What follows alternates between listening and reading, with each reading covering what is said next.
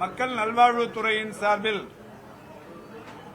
பல்வேறு குழந்தைகள் நலத்திட்டங்கள் இன்றைக்கு தொடங்கி வைக்கப்பட்டிருக்கிறது. கடந்த நிதிநிலை அறிக்கையில் 110 அறிவிப்புகள் வெளியிடப்பட்டது.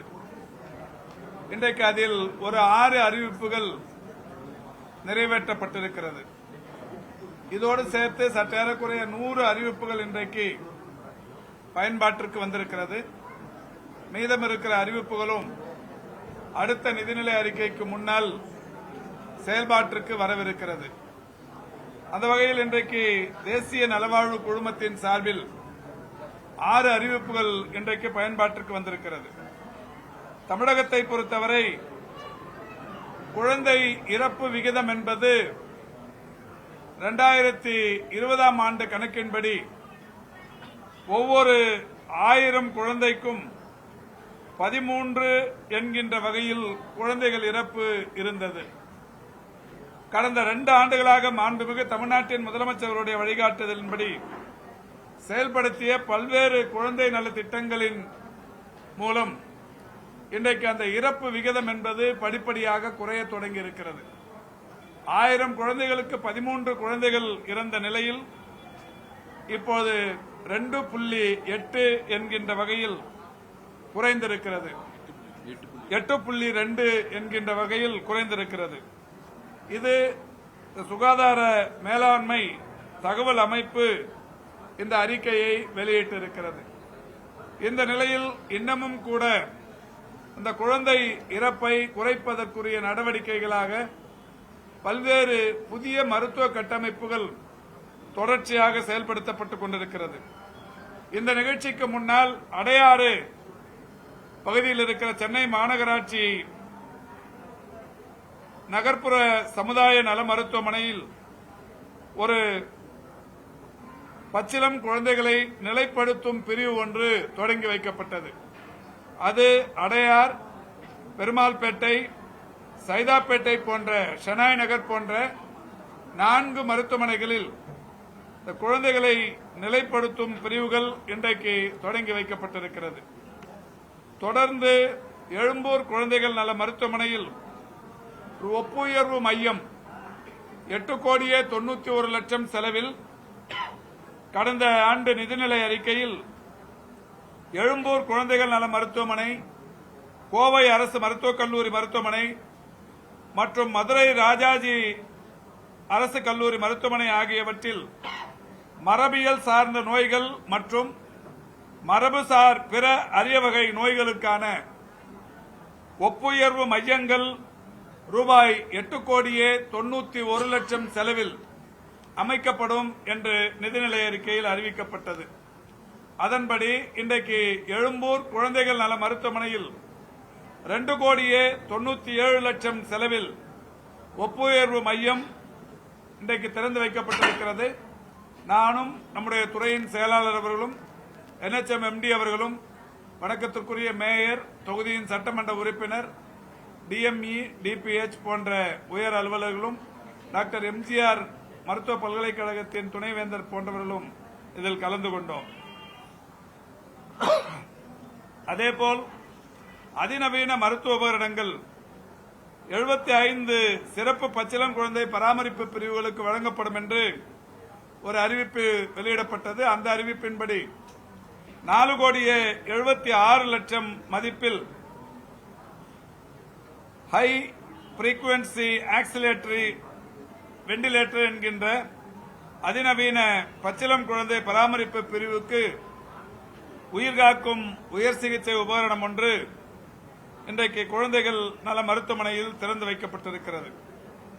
அதேபோல் கடந்த நிதிநிலை அறிக்கைகளில் இன்னொரு நல்ல அறிவிப்பு, 27 தாய்ப்பால் வங்கிகளை அதற்கு அதிநவீன தொழில்நுட்பத்துடன் கூடிய உபகரணங்கள் வழங்கி பலப்படுத்தப்படும் என்கின்ற வகையில் அறிவிப்பு வெளியிடப்பட்டது.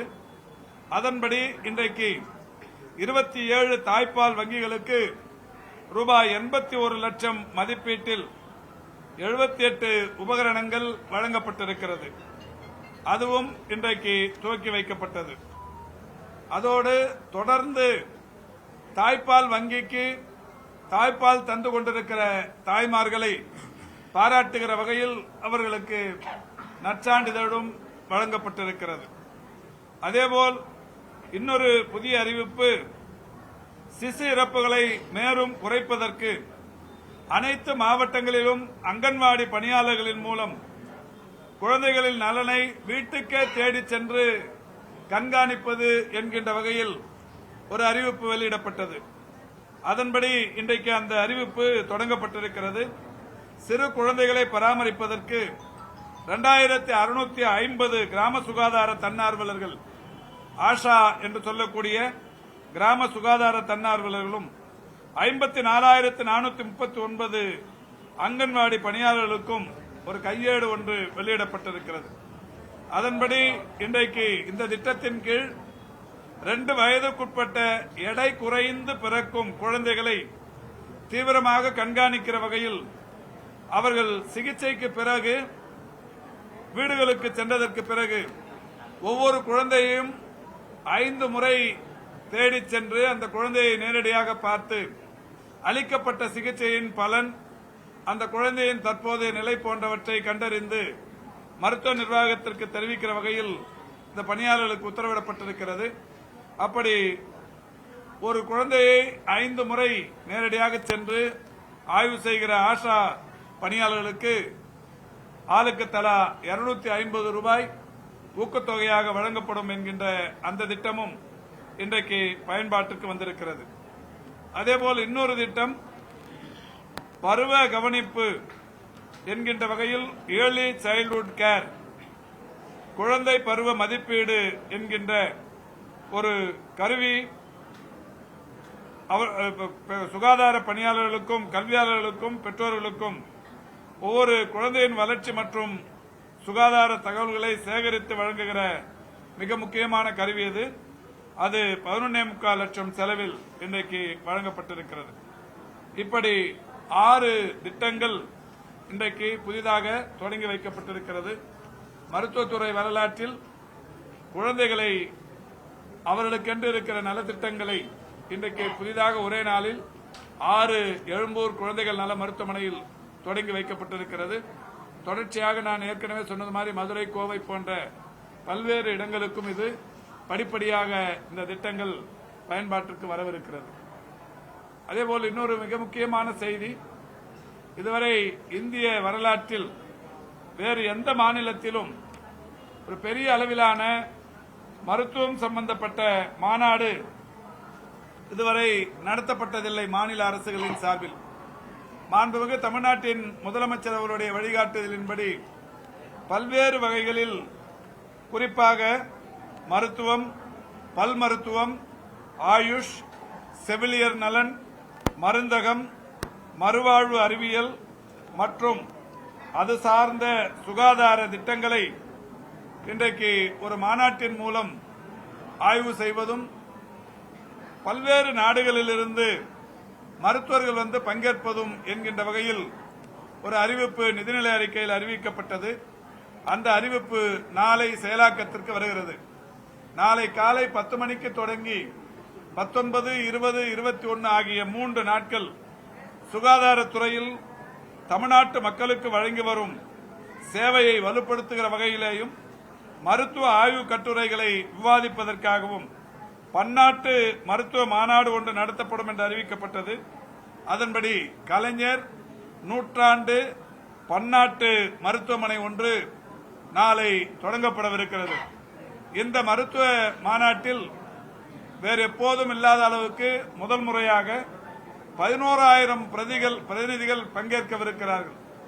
இந்த 3 நாட்களிலும் நடைபெறுகிற இந்த மாநாட்டில் 11,000 பிரதிநிதிகள் பங்கேற்கவிருக்கிறார்கள். டாக்டர் எம்ஜிஆர் மருத்துவ பல்கலைக்கழகத்தின் சார்பில் அதனுடைய துணைவேந்தர் அவர்கள் முன்னின்று மிக சிறப்பாக இந்த பணிகளை ஏற்பாடு செய்து நடத்தி கொண்டிருக்கிறார்கள். நம்முடைய துறையின் செயலாளர் அவர்கள் கடந்த 3-4 மாதங்களாக அவ்வப்போது பல்வேறு ஆய்வுகளை நடத்தி பல்வேறு வகைகளில் பன்னாட்டு அறிஞர்களை, மருத்துவத்துறை வல்லுநர்களை இதிலே ஒருங்கிணைத்து இந்த மாநாடு சிறக்க எல்லா வகையிலும் உழைத்துக் கொண்டிருக்கிறார். அந்த வகையில் நாளை இந்த மாநாடு தமிழ்நாட்டு மருத்துவத்துறைக்கு ஒரு பெரிய மகுடமாக இருக்கும். தமிழ்நாட்டின் மருத்துவ வரலாற்றில் ஒரு பெரிய சிறப்புள்ள ஒரு நிகழ்வாக இருக்கும். 210 புகழ்பெற்ற பேச்சாளர்கள் சர்வதேச மற்றும் தேசிய அளவில் மருத்துவ துறையைச் சேர்ந்த பேச்சாளர்கள் இதில் பங்கேற்று பேசவிருக்கிறார்கள். நம்முடைய மாநிலத்திலிருந்தும் இந்தியாவின் வெவ்வேறு மாநிலங்களிலிருந்தும் பல்வேறு நாடுகளிலிருந்துமாக வந்து பேசவிருக்கிறார்கள். வேறு நாடுகளை பொறுத்தவரை America, United kingdom, Germany, Canada, Australia, Singapore, Qatar உள்ளிட்ட நாடுகளிலிருந்து புகழ்பெற்ற மருத்துவ வல்லுநர்கள் வந்து தங்களுடைய கருத்துக்களை எடுத்து தெரிவிக்கவிருக்கிறார்கள்.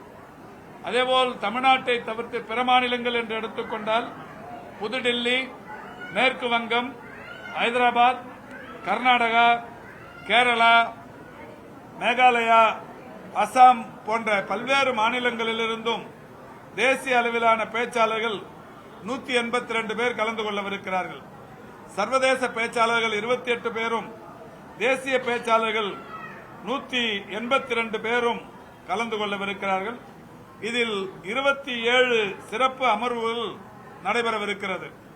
27 சிறப்பு அமர்வுகளிலும் மருத்துவம் சார்ந்தும் பல் மருத்துவம், ஆயுஷ், செவிலியர், மருந்தகம், மறுவாழ்வு அறிவியல் மற்றும் அது சார்ந்த சுகாதார அறிவியல் போன்ற பல்வேறு விஷயங்கள் குறித்தும் இந்த சிறப்பு அமர்வுகள் நடைபெறவிருக்கிறது. 5 குழு விவாதங்களும் கூட நடைபெறவிருக்கிறது. சுமார் 50 இணை அமர்வுகள் அங்கே நடைபெறவிருக்கிறது.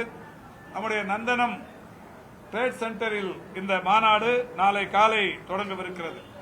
அது மட்டுமல்லாது சர்வதேச மாநாட்டில் முதல் முறையாக பொதுமக்களும் பங்கேற்று அவருடைய கருத்துக்களை தெரிவிக்கிற பொதுமக்கள் அமர்வு ஒன்றும் நடத்தப்படவிருக்கிறது. மாணவர்களுக்கு எண்டோ பயிற்சி திட்டமும் பொதுமக்களுக்கு மேமோகிராம் பரிசோதனையும் இலவசமாக ஏற்பாடு செய்யப்பட்டிருக்கிறது. இளங்கலை மற்றும் முதுகலை மாணவர்கள் மற்றும் ஆசிரியர்கள் பல்வேறு சிறப்புகளில் மருத்துவத்தின் எதிர்காலம் என்ற கருப்பொருளில் 600 அறிவியல் ஆராய்ச்சி சுருக்கங்களை தரவிருக்கிறார்கள்.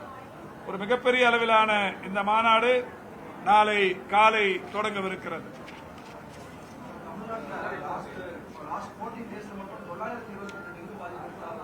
லாஸ்ட் 14 டேஸ் இல்லைங்க, ஒரு வருஷம் முழுக்க டெய்லி 20 to 30. அதுதான் அது ரெடியூஸ் பண்றதுங்கிறது மக்கள் கையிலேயே இருக்கு. மக்கள் கையிலேயும் தொடர்ந்து எடுத்துட்டு போறோம். இது இந்த பாதிப்பு வந்து இது கொஞ்சம் அளவில் தண்ணி தேங்கி நின்னாலே வருது. இது இந்த ஏடிஸ்ங்கிற கொசு உருவாகிறதுக்கு அதுக்கு உள்ளாட்சி அமைப்புகள் எல்லா இடத்துலையும் விழிப்புணர்வு ஏற்படுத்துறாங்க. இது ஒரு பெரிய அளவில் பாதிப்பு இல்லை. வழக்கமா 20-30ங்கிறது ரெகுலரா இருக்கிற ஒன்று.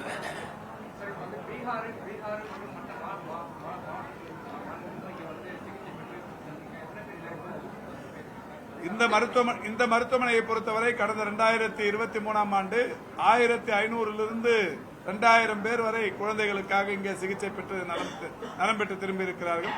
ராஜீவ்காந்தி அரசு பொது மருத்துவமனையை பொறுத்தவரை 4032 பேர் ராஜீவ்காந்தி அரசு மருத்துவமனையில் வெவ்வேறு மாநிலங்களைச் சேர்ந்தவர்கள் வந்து மருத்துவ பயன் பெற்று சென்றிருக்கிறார்கள்.